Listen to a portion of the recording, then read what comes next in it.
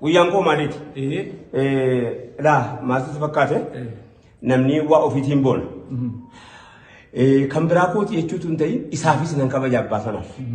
Koommoo akka inni naa kabajuu gochuudhaaf bakka inni kabajamutti ofiisu hin dirqama. Uffata ofii waa ofii jechuudha. Inni nu carqii nama biraatti tolche. Hamma carqii uummanni keenya tolchutti immoo taa'uun dirqama. Carqii nama biraatti tolche. Carqii nama biraatti tolche kana nu jirbii qabna. Akka nu malutti amma darbannutti isa ijoolleen keenya hodhite uffannee agarsiifna.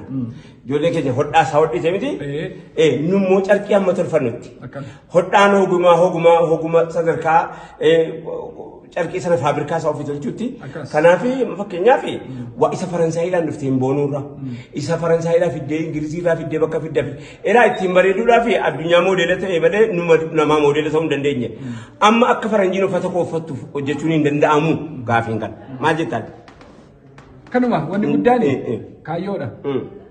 Jibri duraanii ergaa turre. Har'aamiti. Kaleessa Sooriyaatti ergaa turre. Jibri ergaa turre. Seenaa kana immoo simattu qabaayyuu. Natu qabee. Gaasarri Baalee Jibri Sooriyaatti ergiti. Attachmentiin nu biyya alaatti hin qabnu kaarraatii miti. Sinaanaa jedhamee barbareen asirraa fe'ama. Baaleen immoo akkuma jirutti biyya Sooriyaa jechuun waanuma sharqara usab jedhamu kana irra caalaa jirbiin asii fe'ama. Gara gaala kuma 70 fa'iin fe'ama. Gaala kuma 70. Waan lafaa miti beekatu. Kana barbaraatti erganii barbaraan kan eenyuti kan isiiti. Itti qaraxxee itti maal taate sun ta'ini alkarree sababa sana hagma sadarkaa alkarree Baalee irraa yi'ee. Isii kana gaa jechuun kaleessa yoo haate hin argattaa of barbaadachuu magariisaa qabu. Kanaafuu kan jedhamu hodhachuu qofa osoo hin ta'in hodhuu qofa osoo hin ta'in. Hadda kaleessa namatti uffisaa turre. Hadda uffata hambaa uffachuun fafaa. Kanaafuu hodhuu qofa osoo hin ta'in Jibriinis keenya ta'uu qaba. Jibriinis keenya jirbii kaleessaa sana gaasarri deebachuu qaba.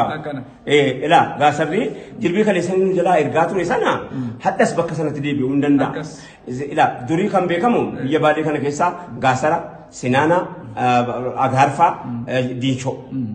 Sigale kun biyya goobaa fi gubbaan booddeedhuma kana jedhame malee nu hin beeknu kan nu beeknu sinaana. Sinaana jechuun gala baay'ee taarika keessatti jalqaba irratti kan barreeffame.